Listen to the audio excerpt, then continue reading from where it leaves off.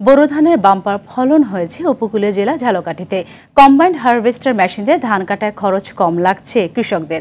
তবে উৎপাদিত ধানের ন্যায্য দাম পাওয়া নিয়ে শঙ্কিত কৃষকরা। ফলন ভালো হলেও ধানের দাম নিয়ে শঙ্কায় দিনাজপুরে হিলির চাষিরাও। ঝালকাঠি থেকে জহিরুল ইসলাম জলিল ও হিলি প্রতিনিধি আব্দুল আজিজের তথ্যচিত্রে জানাচ্ছেন নাদিরা সুলতানা।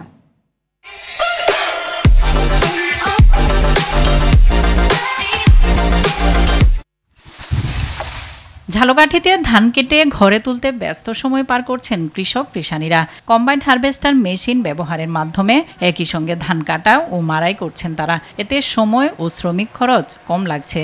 তবে ধানের দাম কম হয় লাভ নিয়ে শঙ্কায় কৃষকরা। বিঘা প্রতি আমাকে 50-52 মণ ধান ফলছে, তার দামটা একটু কম, একটু ভালো হইলে আমাকে কৃষক একটু ভালো হইতে। ফলন ভালো হয়েছে, দামটা প্রথম একটু বেশি ছিল, কিন্তু এখন বর্তমানে বাজার অনেক নিচে নেমেছে অনেক।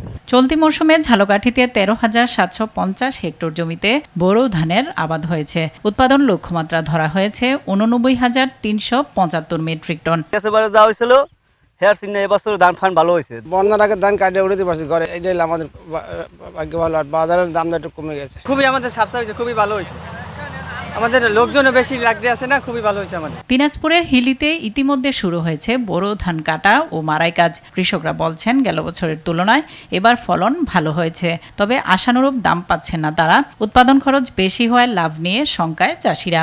এবার আবহাওয়া খুবই ভালো, বিঘা প্রতি 20 মণ 22 মণ ধান আসতেছে, দামও ভালো। সারের, তারপর টিলার চাষা, জমি চাষা, তারপরে ধান কাটার মজুরি দিয়ে বিঘা প্রতি 2-2.5 হাজার টাকার মতো আমি পাচ্ছি। ধানের দাম যে আছে তার সাথে অল্প একটু বেশি হইতো, তাহলে আমাদের জন্য আরো একটু সুবিধা হইতো। এই মৌসুমে 1,74,510 হেক্টর জমিতে ধান চাষ করা হয়েছে দিনাজপুরের 13টি উপজেলাতে। নাদিরা সুলতানা, RTV।